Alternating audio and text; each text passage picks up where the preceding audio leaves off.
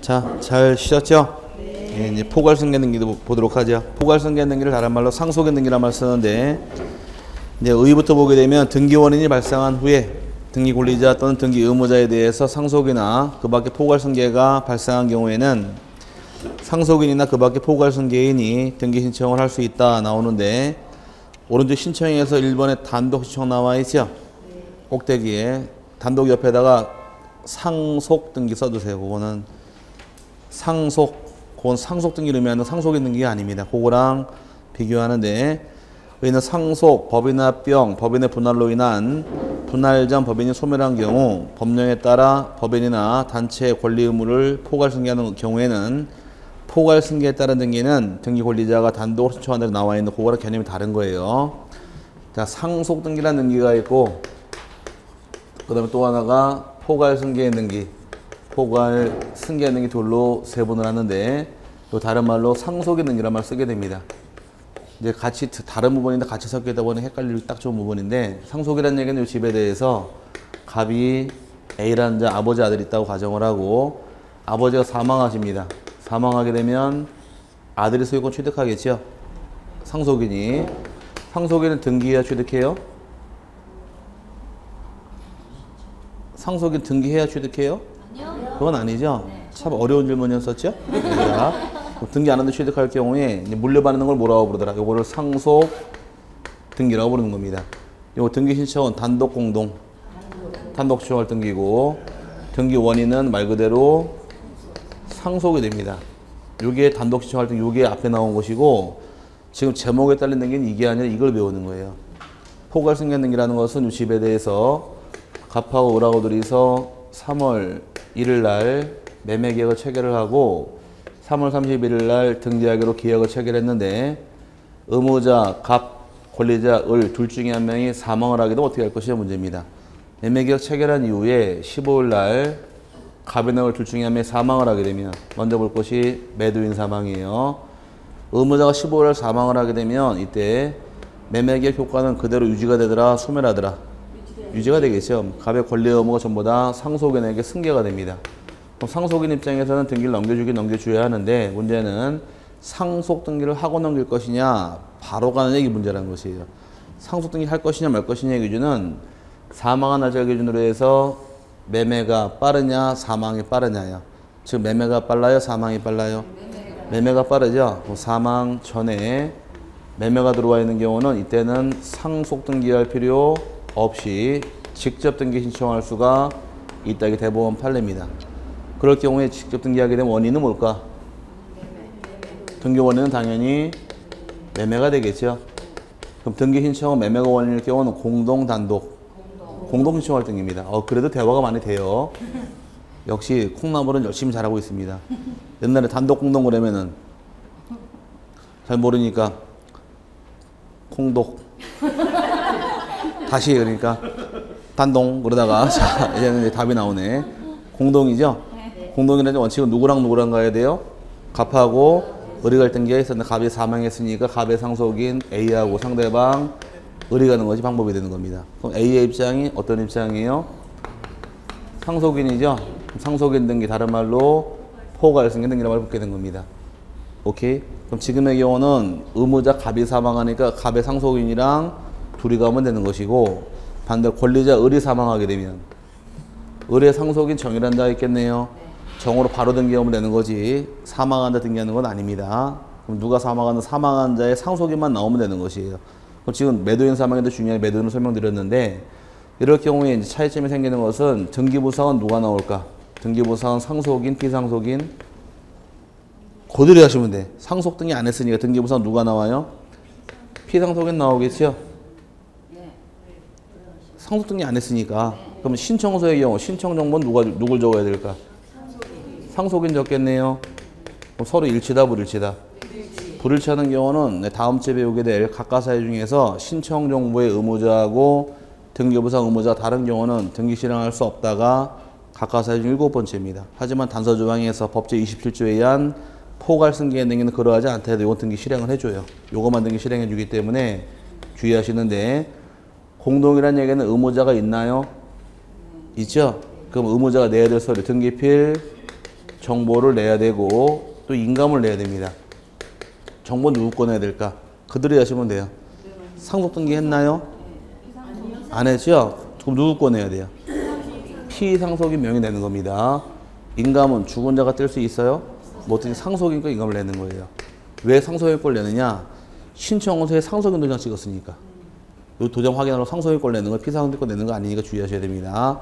여기까지 상속인 등기란 말 쓰는데 교재에서 이제 내용이 2번부터가 상속인 등기예요. 공동이라고 나와 있죠? 공동이라는 얘기는 기업권 의무자가 사망한 경우는 칠판에서 누가 사망했느냐? 갑이 사망한 경우예요. 갑이 사망한 경우는 갑의 상속인과 우리 공동으로 등기하면 되는 겁니다. 이해 갔어요? 그래서 읽어보니까 갑이 을에게 부동산을 매도하였으나 소유권 이전 등기를 하기 전에 갑이 사망한 경우에 갑의 상속인은 상속 등기를 하지 아니하고 매수인 을과 공동으로 을 앞으로의 소유권 이전 등기를 신청해야 한다. 이 말은 이해 갔죠? 근데 니은번은 고쳐야 됩니다. 권리자가 사망한 경우 지금 누가 사망한 경우예요? 을이 사망한 경우죠. 갑이 을에게 부동산을 매도하였으나 소유권 이전 등기를 하기 전에 을이 사망한 경우에 을의 상속인은 매도인 갑과 공동으로 을 앞으로가 아니라 상속인 병 앞으로. 자, 갑과 을의 매매계약을 체결했잖아요. 을이 죽었죠?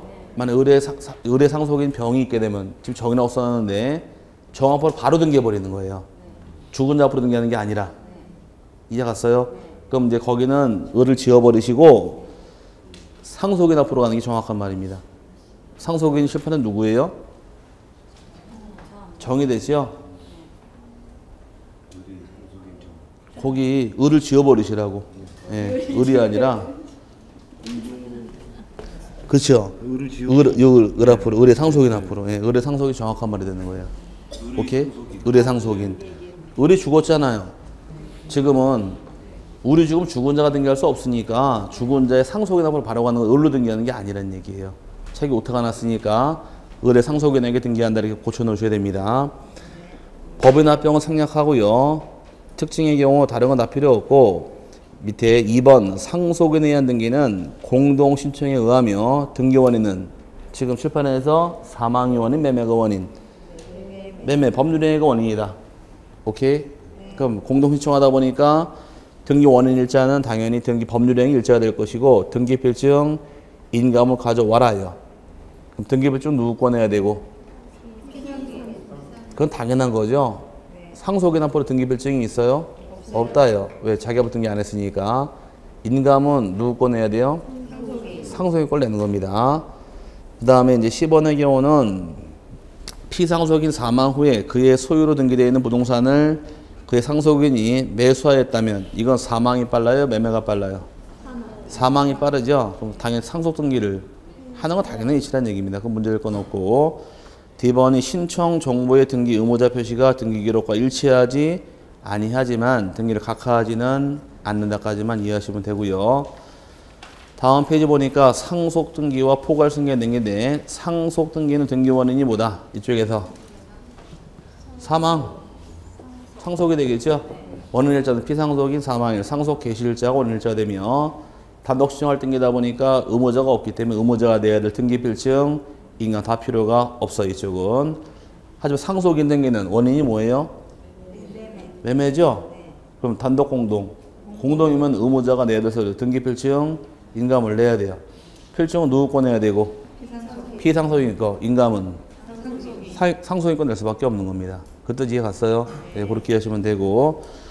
등기 신청에 필요한 정보에서 이제 굉장히 많은 걸 다 제출하게 되는데 종류는 따로 보지 않으셔도 되고요. 오른쪽에 2번의 신청 정보부터 보시면 됩니다.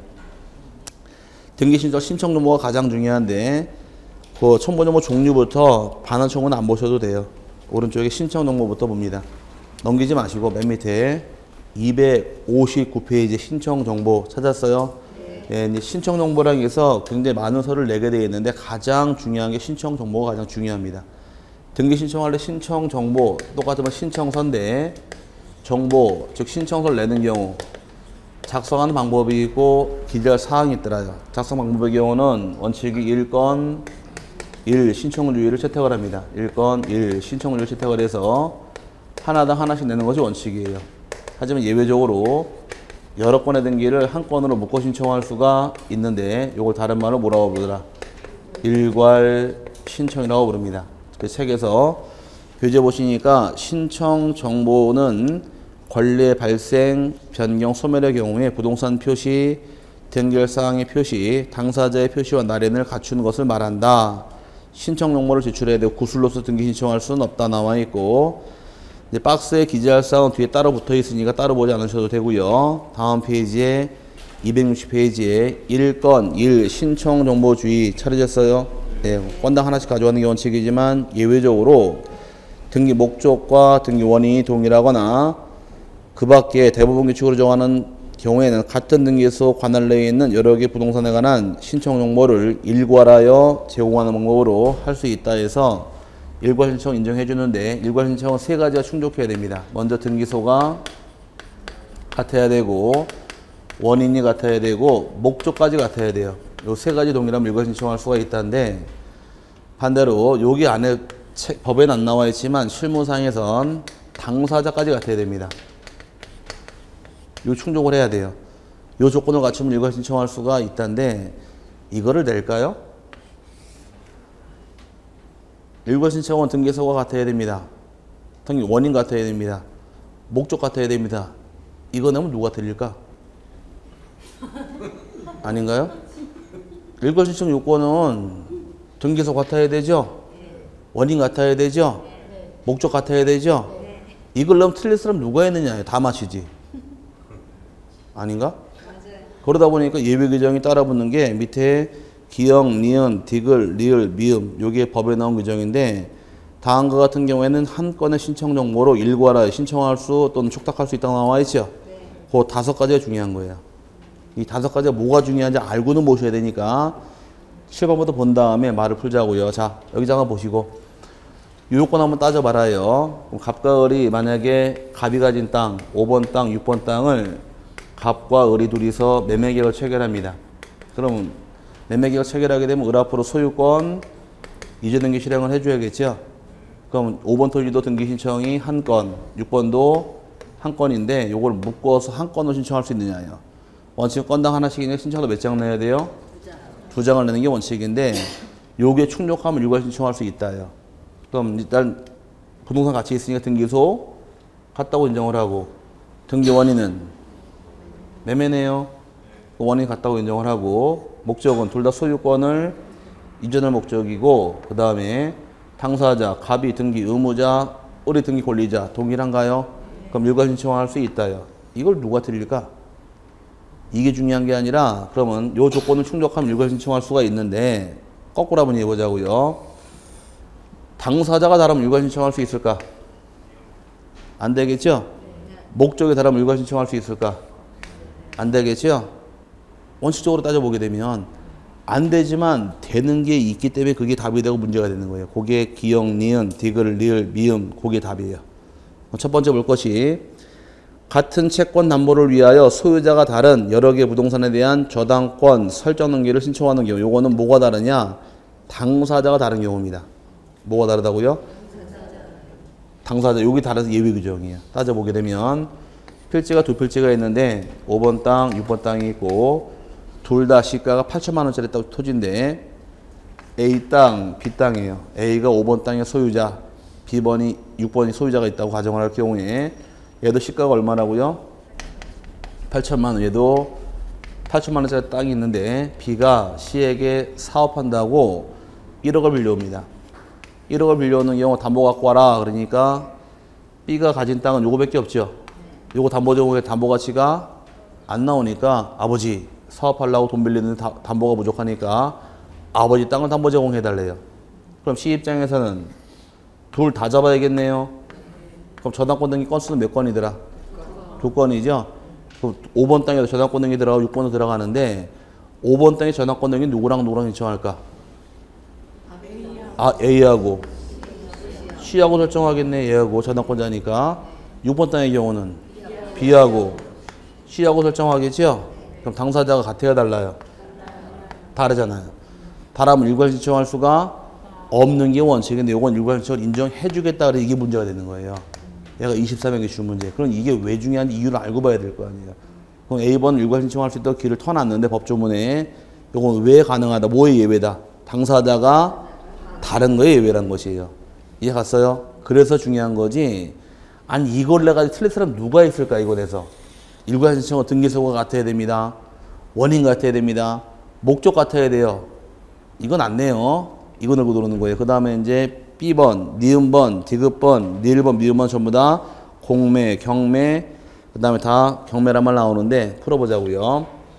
자, 이제 과거 배울 당시에 이 집에 대해서 지난주 한번 했었는데 1순위에 A 앞으로 소유권 등기가 되어 있다고 가정을 하고 1구 1순위에 저당권 등기가 있고 2순위에 전세권 등기가 있더라.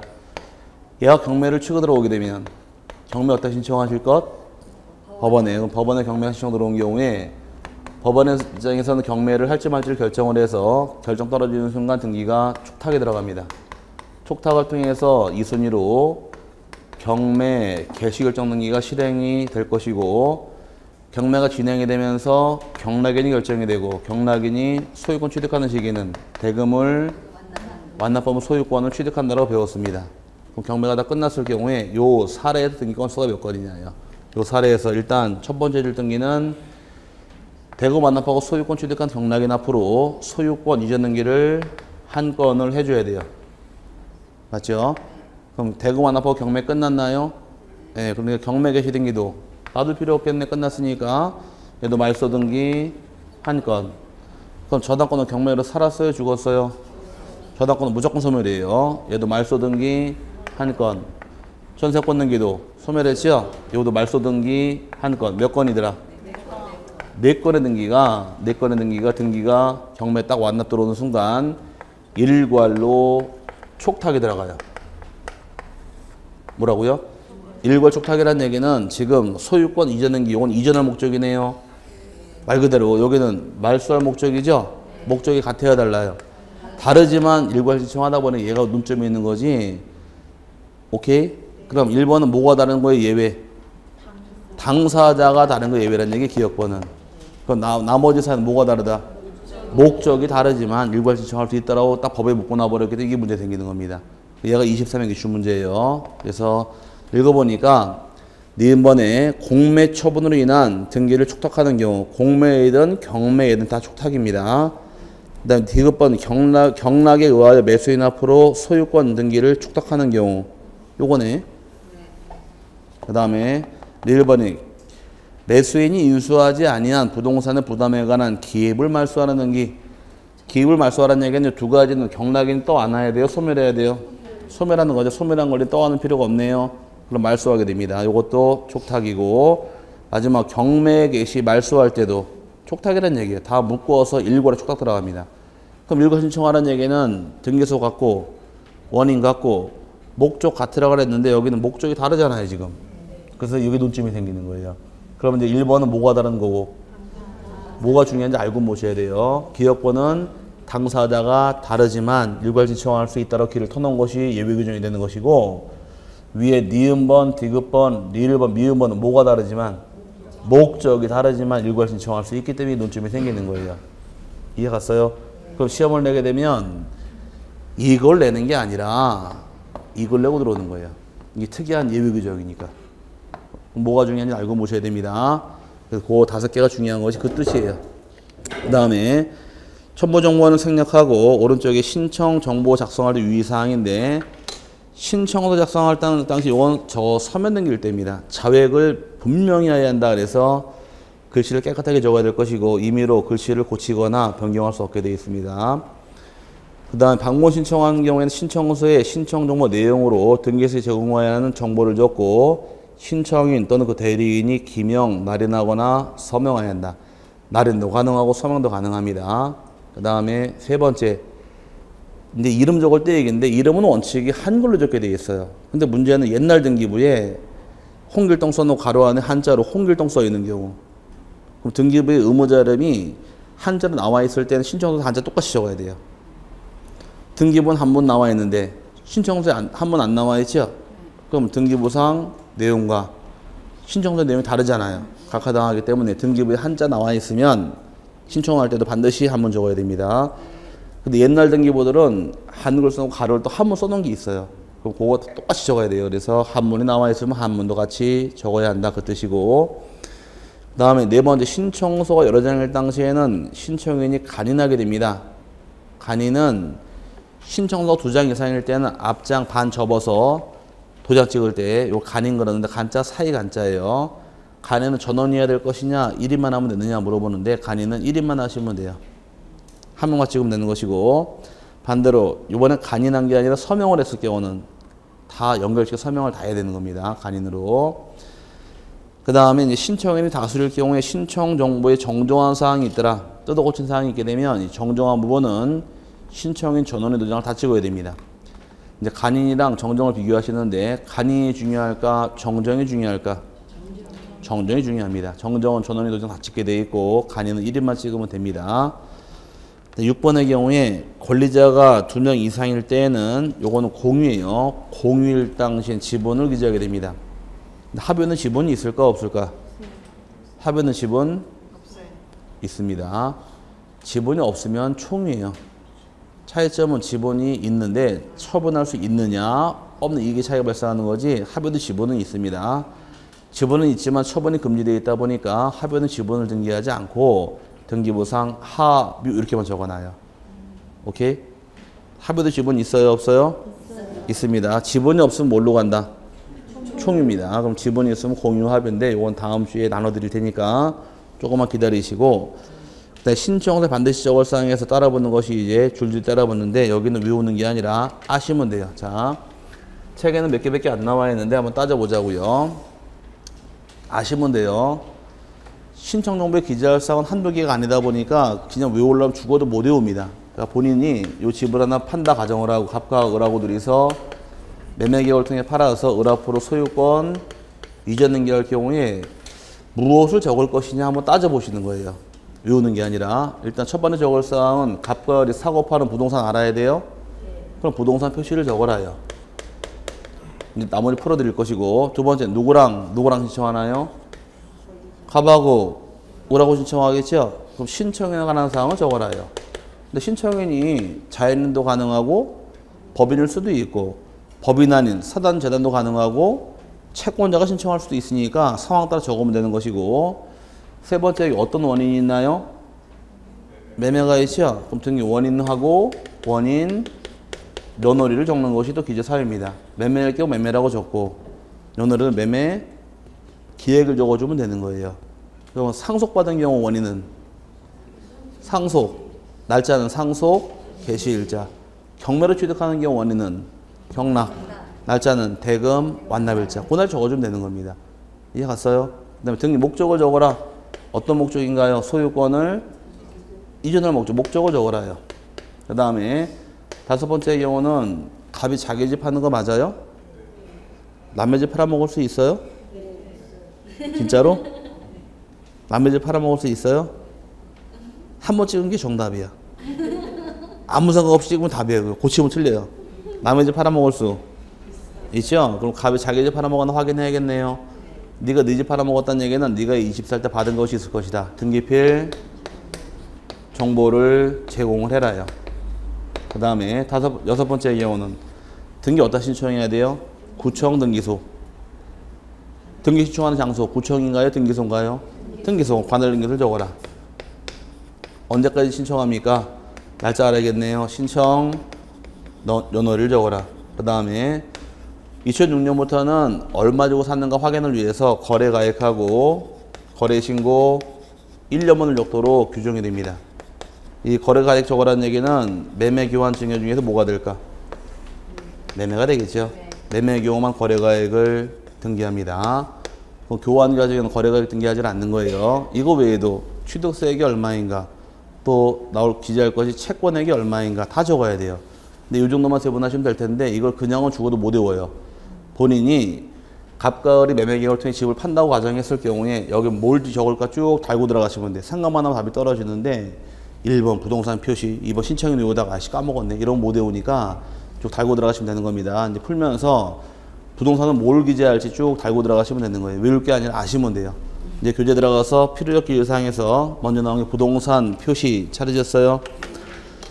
토지의 경우는 네 가지가 기본적인 사항입니다. 토지의 소재하고 지번하고 지목하고 면적을 적어라 나와 있고, 건물의 경우는 건물의 소재, 지번, 건물 내역란에 구조와 종류와 면적을 적게 되어 있으며, 부속 건물이 있는 경우 부속 건물의 구조와 종류 면적 기재합니다. 그 다음에 구분 건물의 경우는 생략할게요. 따로 배울 테니까 안 보셔도 되고, 넘어가서 다음 페이지에 등기 원인과 논어를 적어라. 원인은 매매, 교환, 상속 등 그 법률 규정, 법률 행위를 적는 것이 원인이 될 것이며, 날짜는 법률 행위 일자나 또는 물권 변동 생긴 날짜 기재하게 되어 있어요. 아까 이행 판결은 원인이 뭐였었나요? 이행 판결은 원인이 매매였었죠? 그럼 날짜는 법률 행위 일자 적으라고 배웠어요. 기억나세요? 그러다 보니까 이제 그게 따라 붙어서 상속 등기 원인은 뭐가 되고? 상속 원인은 아니 책에 나온 대로 읽어보자고요. 상속 등기 원인은 상속, 날짜는 상속 개시일, 사망일자. 그럼 상속 인등기는 요거네. 상속 인등기 원인은 법률행위, 매매, 날짜는 매매 계약일. 오케이? 그럼 이행 판결 받은 경우는 법률행위, 매매 아까 설마 오늘 비용 날라간 건 아니죠. 네. 날짜도 법률행위 일자 적으면 되는 겁니다. 형성 판결은 말 그대로 판결이 되고 판결 확정일자가 되기 때문에 이건 나중에 갖다 붙이면 되니까 외우지 마세요. 나중에 쉽게 잡아드릴게요. 법률행위일 때는 다 언제 적어라? 계약일자야. 언제라고요? 법률행위는 다 언제라고요? 계약일자 적으면 되고, 오케이? 법률 규정은 기획을 체결한 게 아니니까 물권 변동 발생한 날짜 원인일자로 바뀌는 거예요. 그럼 상속은 언제 주인 바뀌어요?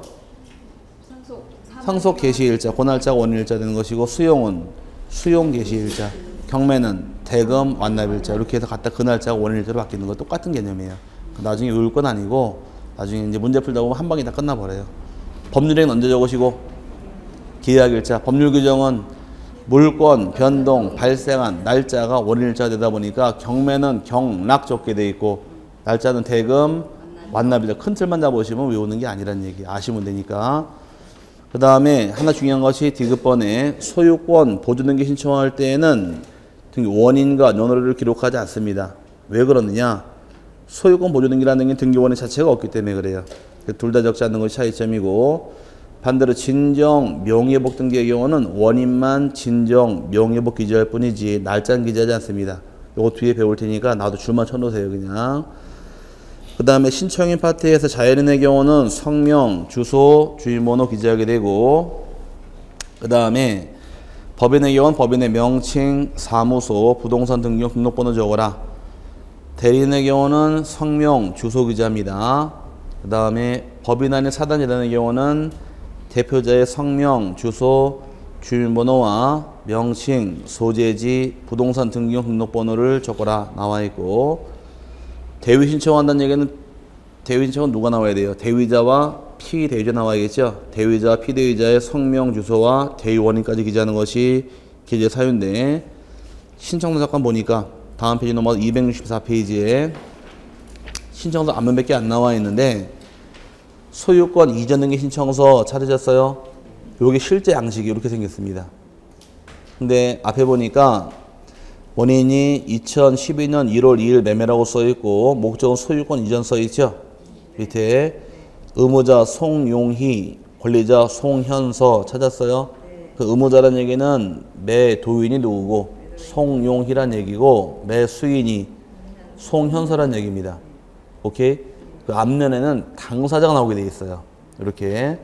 뒷면이 책에 안 나와 있는데 뒷면 보시게 되면 대리인 기재란이 따로 있습니다. 신청서가 앞면이고 뒷면이 있거든요. 잘 들으세요. 앞면에는 당사자가 나오는 것이고, 법무사 대리가 신청했죠? 대리는 뒤로 가게 돼 있어요. 오케이? 그럼 앞면은 누가 나오더라? 당사자. 뒷면은 대리 나오는 겁니다. 이제 응용하시는 거예요. 법인이 아까 취득하다 등기 누가 신청하실 거? 법인은 대표자. 그럼 삼성이 집을 사게 돼 삼성은 앞면에, 대표자 이름은 뒤로 가는 거예요. 오케이?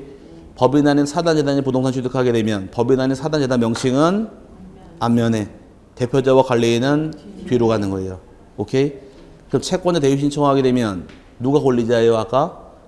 채무자가 등기 권리자인데 채무자 이름은 앞에 오는 거예요. 채권자 이름은 뒤로 가기 때문에 신청에는 다 어디로 가 있고 뒤로 가고 당사자가 앞에 오는 거예요. 오케이? 그럼 지금 그 책에서 264페이지에서 등기 의무자가 누군가요? 송용희, 권리자는 송현서죠?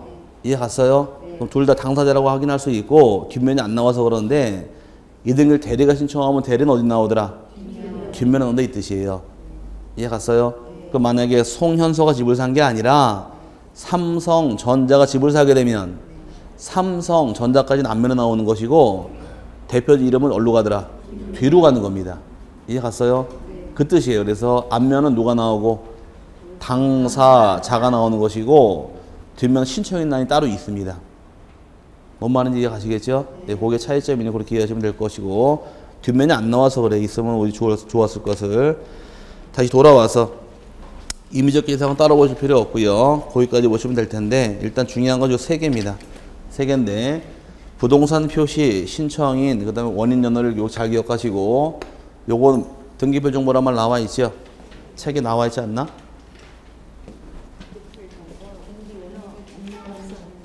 안 나와 있네. 안 나와 있으니까 요거는 이따 잡아 드릴게요. 책이 없으니까 거기까지 봐놓으시고 그 다음에 넘어갑니다. 넘어가서 등기원을 증명한 정보로 넘어갈게요. 갔다가 이따 시간이 안 되겠다. 등기원의 정보하고 거민까지 맞아본 다음에 두 장만 더 나가고 마칠게요. 요 정보 제출하는 건 다음 주에 배우니까 좀 참으시고 책에 빠져서 그래요. 265페이지에 등기원의 증명 정보하고 그 다음에 거민계약서까지만 나간 다음에 맞추도록 하겠습니다. 자, 이제 등기원의 정보라는 것이 나오는데 등기 신청할 때 등기원의 정보를 제공을 해야 됩니다. 등기원의 정보가 뭔지부터 아시면 돼요. 등기 원인 정보라는 것은 매매 계약을 통해 등기를 하게 되면 원인은 뭐가 될까? 매매가 되겠죠? 매매가 등기 원인일 경우에 매매했음을 증명하는 정보라는 것은 매매 계약서가 하나의 유형으로 등기원의 정보가 되는 것이 여기 하나의 대표적인 예예요. 교환일 경우는 말바깥책입니다.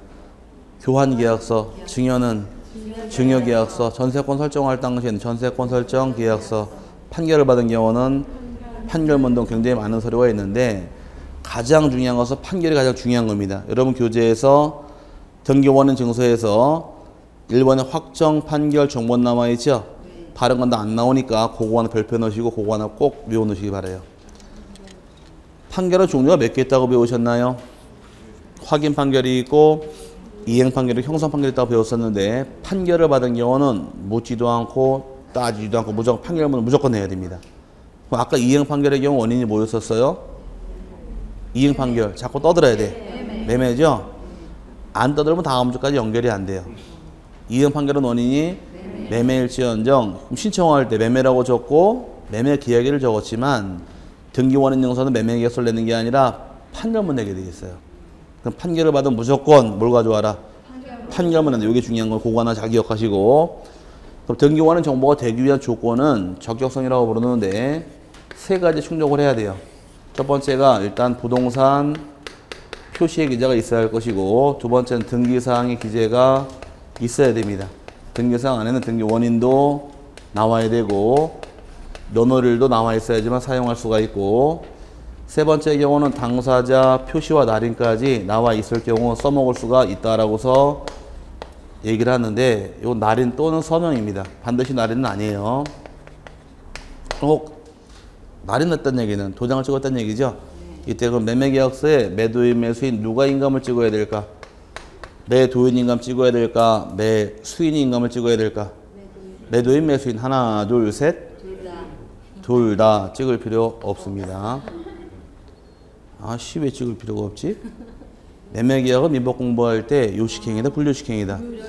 불요식이라 못을 박아놨으니까 등기법이 인감 찍으라고 강조할 수가 없는 거예요. 이해 갔어요? 그러다 보니까 중개사법 배울 당시에 이 거래계약서 양식이 있다고 배웠어요? 양식 없다고 배웠잖아요. 양식을 왜 안 만들까? 양식을 만들기가 어려워서 천만의 말씀. 민법이 분류식이라고 못을 박아놨기 때문에 하위법에서 계약서를 만들 수가 없는 거예요. 그래서 중개사법 배울 당시에 거래계약서는 표준되는 서식만 권장할 수 있을 뿐 양식을 정하지 않은 이유가 대원칙이 민법에서 분류식이라고 못을 박아놨기 때문에. 이해 갔어요? 그럼 민감이 없으면 뭘 찍어도 되더라? 오무인 찍어 등기는 얼마든지 가능합니다. 이게 이제 양식인데 이건 옛날에 중요하게 대두가 됐지만 지금은 중요성이 떨어졌어요. 그냥 등기원의 정보 어떤 게 있는 정도만 간단히 보시길 바라고. 밑에 반환의 경우는 원칙은 돌려주는 게 원칙입니다. 매매계약서 등기 끝나게 되면 돌려주게 돼 있는데 3개월 내 찾아가지 않는 경우는 폐기시켜버려요. 몇 개월이라고요? 3개월. 그래서 여러분 교재에서 등기원의 정서에 반환 찾으셨나요? 박스 밑에 거 신청인에게 돌려주어야 한다. 단 3개월 내 찾아가지 않은 경우는 폐기할 수 있다. 찾으셨죠? 그 뜻이고 그건 중요한 건 아니고요. 네 번째 거민계약서 요게 중요한데 상대적으로 옛날엔 얘가 중요했어요. 하지만 지금 전자신청하다 보니까 얘가 중요도가 떨어진 겁니다. 집에 혹시 옛날에 등기 필증 받으신 분, 등기별 정보가 아니라 필증 받으신 분, 거기 등기 권리증 써 있고 소유자 여러분 신랑 이름 써 있고 주옥만호 도장 등기 필 꽝 찍혀 있죠? 첫 장을 딱 넘기는데 뭐가 나와요? 딱 넘기니까 그건 등기별 정보고 옛날 건 딱 넘기면 매매계약서가 나와요. 옛날에 계약서 등기필증을 만들어 줬는데 지금 전자신청하다 보니까 이제 이걸로 등기필증을 안 만들어줘요. 등기별 정보가 따라 나오다 보니까 중요도가 떨어져 버린 거예요. 그래서 지금 잘 안 내고 개념만 이해하시는데 매매계약은 뭐다? 등기원인 정보. 이제 등기필증을 안 만드니까 괜히 얘기했나? 옛날엔 뭐로 만들었어요? 등기필증을 계약서로 만들어줬어요. 그래서 계약서 중요했는데 지금은 이걸로 등기필증 안 만드니까 중요도가 떨어진 거예요. 대신에 반사이익 받은 게 바로 거민계약서인데 거민계약서의 경우는 계약을 원인으로 소유권 이전 등기 신청할 당시에는 여긴 반드시입니다. 반드시 거민받은 거민계약서를 제출한다거나 또는 거민받은 판결문을 제출하게 되어 있고 거민을 안 받은 경우는 등기 신청을 못하게 되어 있습니다. 근데 거민을 받은 계약서나 뭘 가져오래요? 거민받은 판결문을 가져와라 라고 규정을 하는데 이거 가지고 말을 얼마큼 잘 푸느냐가 여기를 뚫고 가느냐 막히느냐 차이점이 생기는 겁니다. 여기 잘 보시고 말을 풀자고요. 지금부터 줄은 쳐드릴게요. 자, 거민 언제 받느냐? 계약을 원인으로 어떤 등기할 때? 소유권 이전 등기할 때 거민입니다. 이건 필요 충분 요건이에요. 둘 다 만났을 때 거민인데 이때 계약은 그러면 유상계약을 의미할까? 무상계약을 의미할까? 유상계약, 무상계약? 네, 모든 계약 다입니다. 유상, 무상, 법에 나오는 전형, 비진형 계약을 불문하고 모든 계약은 거민 다 받게 돼 있어요. 어떤 등기할 때? 소유권, 이전 등기할 때. 이 두 개가 만났을 때 거민이에요. 오케이? 그러면 자, 말을 풀자고요. 줄은 읽어 드릴 테니까. 그럼 이전 등기는 맞지만 계약이 아니면 거민받을 필요 없다가 되겠죠? 아니, 둘 다 만났을 때 거민이라고 그랬으니까.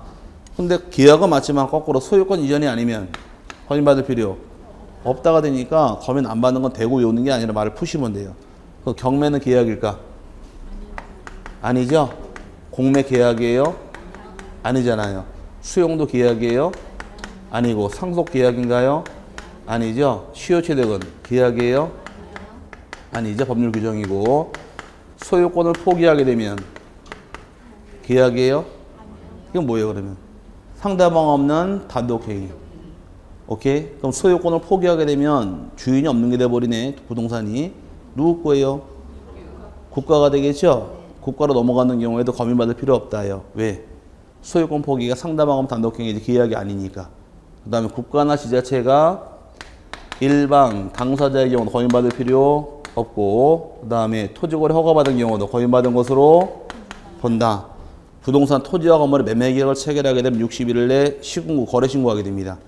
거래신고 받은 경우에도 거민받은 것으로 본다요. 근데 거래신고 대상이 되는 것은 매매, 교환, 증여 중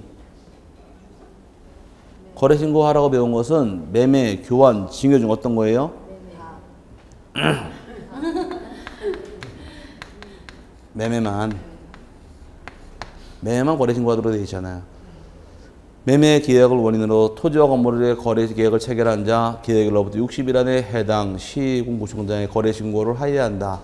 거래 신고 별칭을 교부하게 되어 있는데 그렇게 안 배웠어요? 아 신난다. 다른 거 물어봐서 모르면 신이나. 아유 자 거래 신고는 뭐만 대상이에요?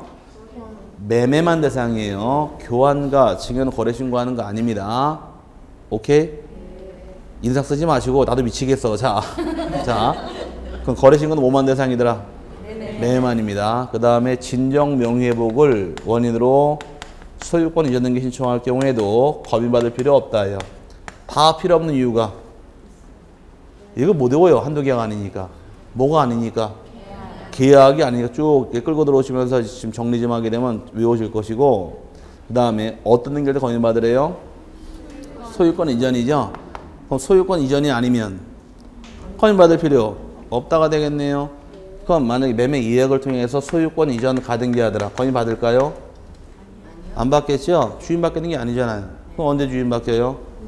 본등기하면 검인을 받아라. 이렇게 풀고 나가는 것이고 매매 계약을 해지하더라. 해지를 하게 되면 실행한 소유권 이전 등기를 말소하게 됩니다. 그럼 말소 등기 시에도 검인받을 필요 없다요. 왜? 이전 등기가 아니니까. 말소 등기니까. 그래서 지상권 검인받을까요? 지상권의 소유권 이전 등기예요? 아니면 필요 없다. 전세권, 저당권 등 다 필요 없는 겁니다. 이 많은 걸 어떻게 외우려고 그래요? 등기법은 사례바가 쏟아져 나오면 대부분 열댓 개가 막 쏟아져 나와요. 못 외우니까 이 말을 얼마큼 잘 푸느냐가 이게 아느냐 모르느냐예요. 자, 언제 검인받으시래요?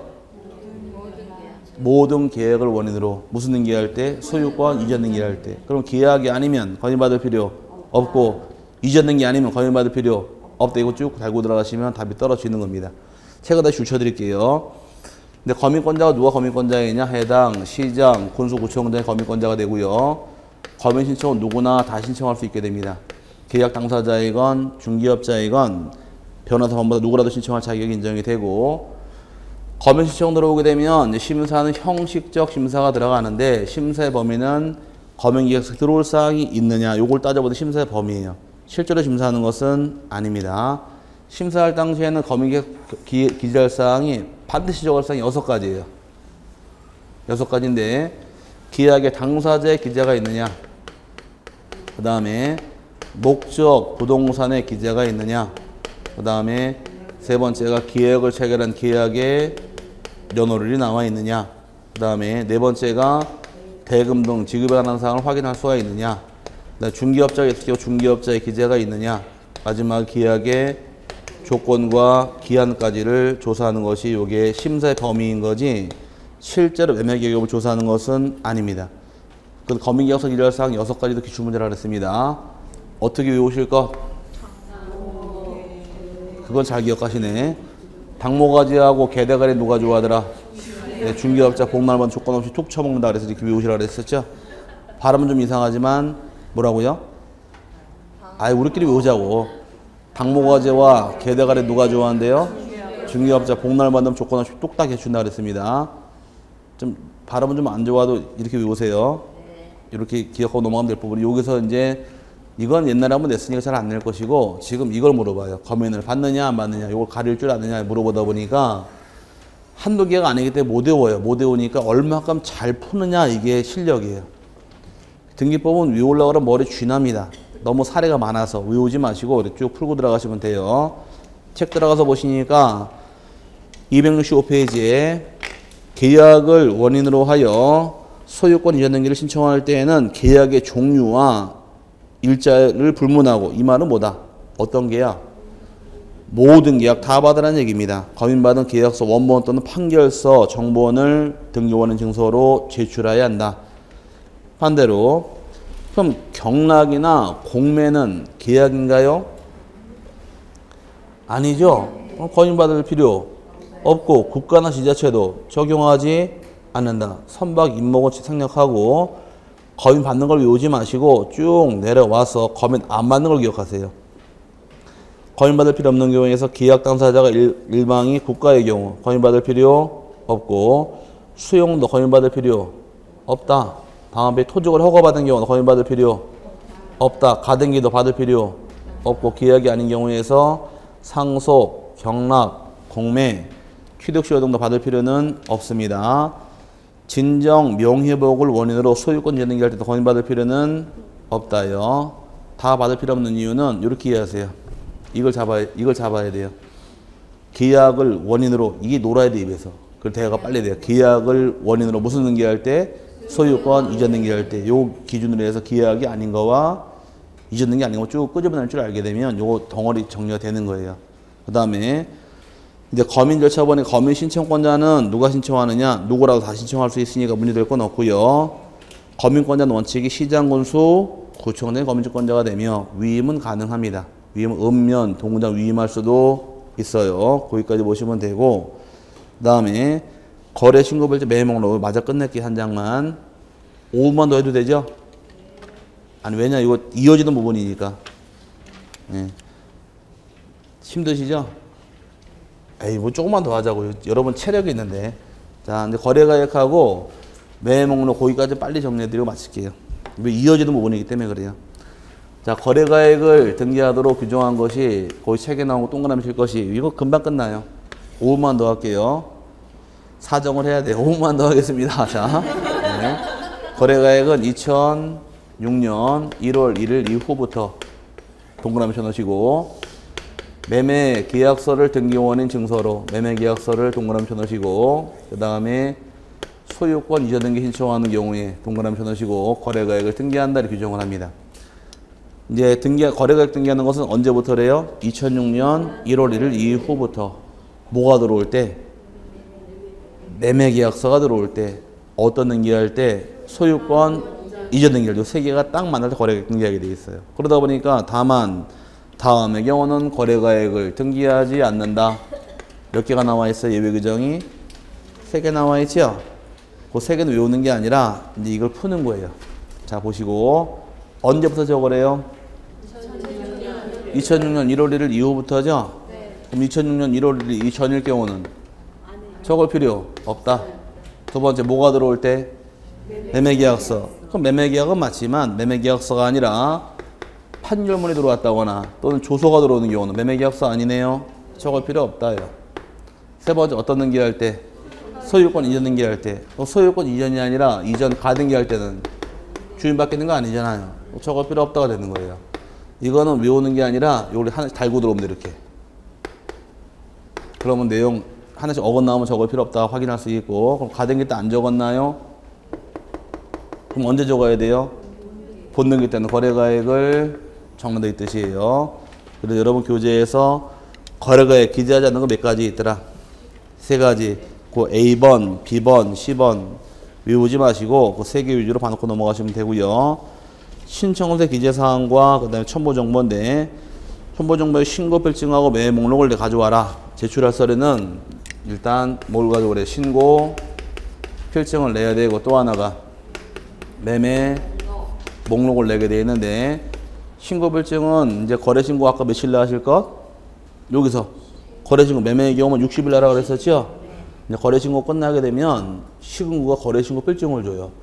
신고필증하는 4가지 기재가 되어 있는데, 일단 목적 부동산에 대해서 기재가 있을 것이고, 두 번째는 거래 당사자, 세 번째가 거래 가액, 네 번째가 거래 신고 1년 번호 기재되어 있는 신고필증을 제출을 해야 될 것이고, 이거와 별도로 목록을 내게 됩니다. 요게 기출문제였었는데, 목록은 원칙이 부동산이 2개 이상부터 내는 것이 원칙이에요. 그럼 2개 이상이라는 얘기는 하나는 낸다, 안 낸다? 안 내는 겁니다. 하나는 안 내는데, 문제는 1개이지만 내는 경우가 있어서 이게 문제가 되는 거예요. 그럼 예외적으로 1개이지만 내는 경우는 언제 냈느냐? 이때는 주인과 주인간의 거래일 당시에는 목록을 제출을 해야 돼요. 예외 규정입니다. 그럼 이 말 뜻은 요 주택을 사고 팔았는데, 팔은 매도인이 몇 명이래요? 수인, 산 사람도 수인이랍니다. 이 집 팔은 매도인도 갑각을 2명이 공유로 갖고 있다가 팔았는데, 이 집 산 사람도 병과 정이 사버렸어요. 판 사람도 몇 명이고 여러 명, 산 사람도 여러 명, 서로 여러 사람이죠. 일단 부동산이 한 개이지만 목록을 내야 돼요. 이게 예외규정이에요. 그럼 반대로 부동산이 한 개인데 매도인이 여러 명이더라. 매수인이 한 명일 경우는 낼까 안 낼까? 이거 안 냅니다. 그럼 매도인이 한 명인데 매수인이 여러 명일 경우는 이것도 안 내요. 요것만 내는 것이 예외규정이에요. 그래서 기출문제에서 부동산이 한 개일 경우에 주인과 주인과는 거래를 할지라도 한 개일 경우 목록을 제출할 필요 없다. 맞았어요? 부동산이 한 개일 경우엔 주인과 주인 사이에 거래를 할지라도 목록을 제출할 필요 없다. 틀렸죠? 한 개일 경우도 주인과 주인 경우 내야 돼요. 이게 예외 규정이에요. 그럼 시험을 내더라도 두 개 이상부터 이걸 낼까요? 매를 맞는 건 이런 게 매를 맞는 거예요. 항상 예외 규정 특이한 것들이. 원칙은 한 개는 내요, 안 내요? 안 내지만 주인과 거래할 때 목록을 내게 한다고 여기까지 보시면 되고, 이때 거래가액 등기는 누가 취득한 금액인가요? 매수인 취득한 금액이니까 갑구에 권리자 및 기타 사항란에다가 금액을 등기하게 됩니다. 하지만 목록이 있는 경우는 목록 번호만 기재해 주지 가액을 등기하지는 않습니다. 목록이 있는 게 목록 번호만 적어주고 떼보려면 떼보라는 얘기 궁금하면. 목록이 있는 경우는 번호만 기재해야 돼. 목록이 없는 경우만 등기부에 기재하는 것이 기재할 사유입니다. 여기까지가 오늘 진도고 등기필증부터 다음 주에 보도록 하죠. 등기법은 외우면 안 돼요. 네. 말을 풀고 들어가야 돼 하나씩. 항상 의에 나온 말 가지고 말 쭉 풀면 쭉 풀려 나가요. 풀고 가시면 어렵지 않으니까 앞으로 할 게 뭐 태산이에요. 이번 진도권에 시험 보러 가는 거 아니니까 부담 갖지 마시고 5월달 듣고 7월달 듣고 9월달 듣고 10월 듣고 가다 보면 알게 될 겁니다. 오늘 고생하셨고 조심히 들어가시고 다음 주에 뵙겠습니다. 자, 수고하셨습니다.